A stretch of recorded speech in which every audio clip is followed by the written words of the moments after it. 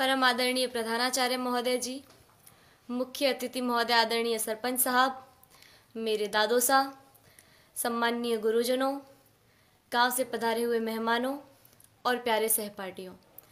26 जनवरी को गणतंत्र दिवस के रूप में मनाया जाता है, ये तो हम सबको मालूम है। अब इस लोकतंत्र की राह पर चलते चलते हमारी शिक्षा व्यवस्था किस राह पर आकर खड़ी हो गई है, आज मैं उसके बारे में कुछ निवेदन करना चाहूँगी।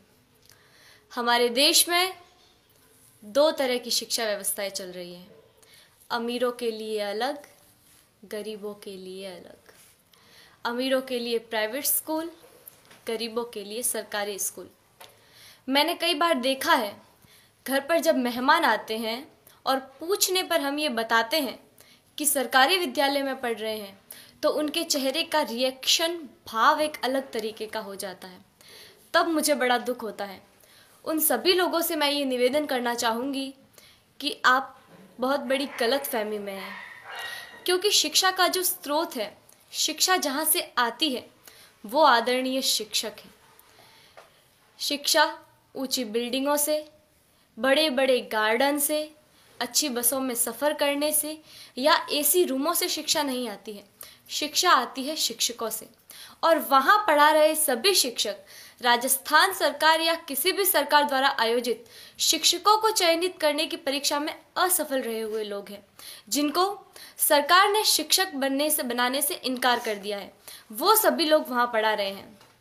हमारा सौभाग्य है कि हम जिस विद्यालय में पढ़ रहे हैं, वहाँ के शिक्षक राजस्थान सरकार द्वारा आयोजित शिक्षकों को चयनित करने की परीक्षा, जिसमें लाखों लोग भाग लेते हैं, उन लाखों लोगों में से चुने हुए शिक्षक हैं, जिनको राजस्थान सरकार ने शिक्षक बनने के योग्य समझा है। हमारा सौभाग्य है कि हमें ऐसे ट्रेंड टीचर पढ़ा रहे हैं। मुझे गर्व है कि हम अच्छे हाथों में हैं।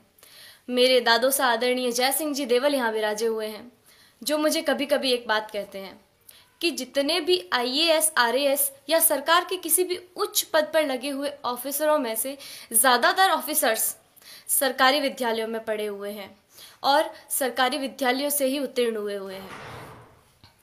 वर्तमान में एक डॉक्टर, एक इंजीनियर, एक वकील, एक बिजनेसमैन, यहाँ तक कि इन विद्यालयों में पढ़ा रहे शिक्षक भी अपने बच्चों को सरकारी विद्यालयों में पढ़ाना नहीं चाहते हैं।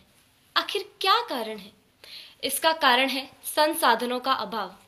मैं आप गांव वालों से भी एक निवेदन करना चाहूँगी कि कहीं कोई गरबा हो, गणेश चतुर्थी हो, कोई आयोजन हो, कोई ऑर्केस्ट्रा हो या कहीं धरना देना हो, तो आप लोग हजारों की संख्या में पहुंच जाते हैं और हजारों की तादाद में रुपया खर्च करते हैं, लेकिन इस विद्यालय की तरफ कभी किसी ने झांक कर नहीं देखा। इस विद्यालय की ओर देखने का किसी को भी समय नहीं है।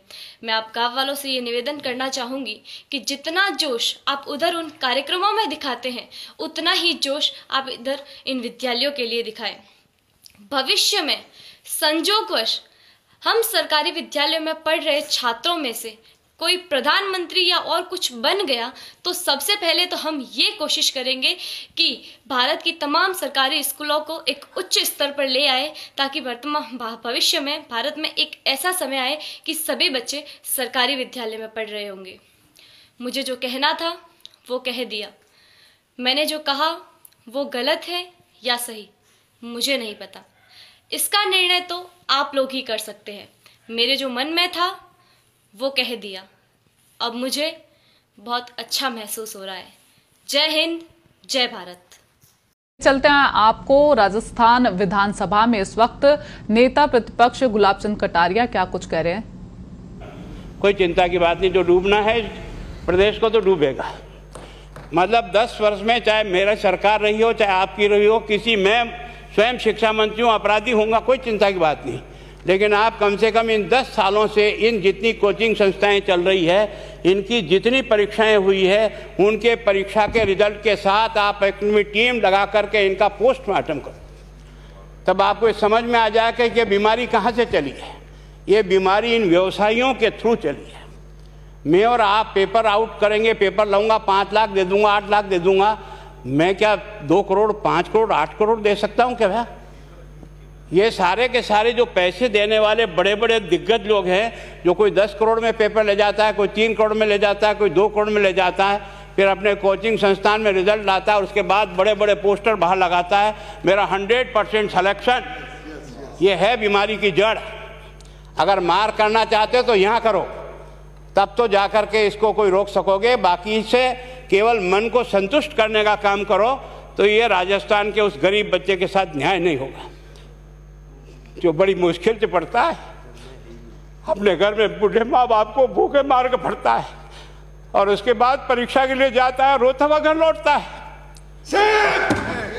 क्या दुख नहीं होता है? हम लोगों के मन में कोई रहम नहीं है कि आखिर उस बच्चे का क्या होगा जो अपनी बड़ी पीड़ा के साथ पढ़ रहा है। इन सारे पैसे वाले लोगों के पास में आपने सारी सरकारी नौकरियों को भेज दिया। मैं बहुत कड़वा सच बोल रहा हूं। आज जो पिछले 8 साल में नौकरी में लगे ना, उन सब का भी पोस्टमार्टम कराओ, आपको लगेगा आधा फर्जी मामला निकलेगा। कोई है नहीं, कोई सोचने वाला है इस पर कि आखिर उसके दर्द को कौन जानेगा? है ना। जिस प्रकार से हमने परीक्षा के माध्यम से इन पैसे वाले लोगों को उतार करके सारे के सारे उन गरीबों की आशाओं के ऊपर पानी फेर दिया। रात और दिन पढ़ता है, भूखा प्यासा पढ़ता है, घर बेच करके पढ़ता है, खेत बेच करके पढ़ता है, लेकिन जब उसका सिलेक्शन नहीं होता तो जहर खा के मरता है। कोई इस पीड़ा को समझने के लिए तैयार नहीं है।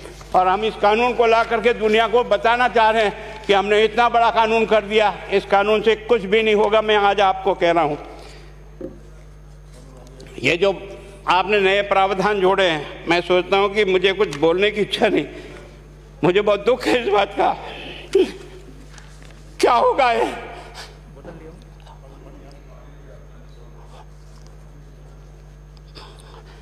किस तरह की गैंग पालनी है हमने? पानी पिला दो है ना। मैं उस दिन भी पूछा था कि मैंने कहा ये शिक्षा संकुल पे है, जिन लोगों को ड्यूटी पे लगाया, इसको लगाने वाला दोषी कौन है, जिसके कारण से पेपर जो है ना काट करके निकाल दिया। ये तो ठीक है, भाग्य हमारा अच्छा था कि सवाई माधोपुर की घटना छूट गई और एसओजी को उसमें हाथ में लग करके कुछ केस लग गया। अगर वो केस नहीं लगता तो आज आपकी सारी नौकरी पर इन सब बड़े बड़े दलालों के स्कूल में पढ़ने वाले बच्चे होते और मेरा गरीब का बच्चा अपना घर लौट के जाता। क्या दुर्भाग्य है। और इस कारण से केवल इसके लिए खुश मत हो जाओ कि हमने कानून बहुत सख्त बना दिया इसलिए अपराधी रुक जाएगा। नहीं, सिस्टम को बदलना होगा, ये परीक्षा का सिस्टम चेंज करना होगा। मैं सोचता हूँ कि क्या हम इतने अक्लमंद बैठे हैं, क्या इस व्यवस्था को चेंज नहीं कर सकते? क्या एक ही पेपर सारे राजस्थान में 20 लाख बच्चों को दिया जाए? क्या इसका कोई ऑल्टरनेट नहीं हो सकता? इसका ऑल्टरनेट सोचना चाहिए कि हम परीक्षा को टुकड़े टुकड़ों में कैसे कर सकते हैं। जिले के अनुसार पेपर नहीं, एक नहीं हम 25 पेपर बना सकते हैं। कौन से सेंटर पर कौन सा पेपर जाएगा कोई तय नहीं करेगा कौन सा जाएगा, और हम जो इच्छा होगी उस सेंटर पे वो पेपर भेजेंगे। और ये जितने भी प्राइवेट कॉलेजों में आपने सेंटर बना रखे उनको बंद करो, इनको तुरंत बंद करिए एक ऑर्डर से। जितने भी सरकारी विद्यालय है और सरकारी नौकर ही एग्जामिनर बनेगा और एग्जामिनेशन करेगा, तब तो आप इसको बचा पाओगे। ताकि आप और मैं कितने भी कानून बदल कर दें, आपका वो जांच करेगा, आपका वो अधिकारी आएगा। आपने कहा भाई सेशन जज के नीचे नियुक्ति नहीं होगी, इसके अलग से कोर्ट होगा, बहुत अच्छी बात है। प्रोविजन जो आपने डाले हैं वो स्वागत योग्य, स्वागत करता हूं, पर इन प्रोविजन को लागू तो आप और मैं ही करूंगा, कौन करेगा? जब हम ही ठीक नहीं है तो इन प्रोविजन क्या रोएंगे अंदर बैठे बैठे? जब तक हमारा दिल और दिमाग ठीक नहीं होगा ना, इस बीमारी का इलाज नहीं होगा। हमने शिक्षा के मंदिर को भ्रष्टाचार की भट्टी में जलाकर खाक कर दिया। दुर्भाग्य हमारा। जहां से कोई आशा की किरण दिखती थी उस गरीब को कि चलो मैं अपनी मेहनत से आगे बढ़ जाऊंगा, लेकिन अब वो निराशा में आ गया। उसको लगा कि अब कोई रास्ता नहीं है। और इस कारण से मैं सोचता हूं कि आप जिस भावना से लाया, मैं आपकी भावना की इज्जत करता हूं, लेकिन केवल आपकी भावना इन बेईमानों को नहीं रोक सकेगी। इसको रोकने के लिए हमको सिस्टम को बदल करके और तुरंत उस पर ध्यान करना चाहिए। कानून 302 का बना हुआ है, क्या मर्डर रुक गए? आप भी जान रहे हो रोज के रोज पोक्सो कोर्ट में आजीवन कारावास हो रहा, क्या व्यभिचार रुक गया है? अपराधी को दंड मिल सकता है, अपराध बंद नहीं हो सकता है। अपराध बंद करने के लिए जो सिस्टम होते हैं उस सिस्टम में चलो। एकमात्र इस देश में भ्रष्टाचार की भट्टी में देश जल रहा था, केवल और केवल एक तरह से प्रत्येक व्यक्ति का खाता खुलवाकर देश के प्रधानमंत्री में सारा का सारा बेनिफिट उसका सीधा खाते में डाला। बेईमानों को चोट लगी नहीं लगी, उस तरफ अपना दिमाग बचाओ, उस तरफ अपना दिमाग लगाओ। किस बीमारी का इलाज कहाँ है और कैसे हो, इस बारे में चिंता करने की कोशिश करो। मैं कई बार इधर सीकर और इधर गया तो मैं सोचता हूँ कोचिंग संस्थान की बिल्डिंग देंगे ना तो टोपी गिर जाए नीचे से। क्या चीज़ है यार, भगवान ने क्या लक्ष्मी वहीं बरसाई है। और जो बाकी संस्थाएं, उसका कारण यह है कि हमने अपनी दुकान को इतनी कमज़ोर कर दी है कि जहाँ बच्चे अच्छी तरह से शिक्षा लेकर के हम जैसे गरीब पढ़ करके यहाँ आ गए, अब वो रास्ते नहीं हैं।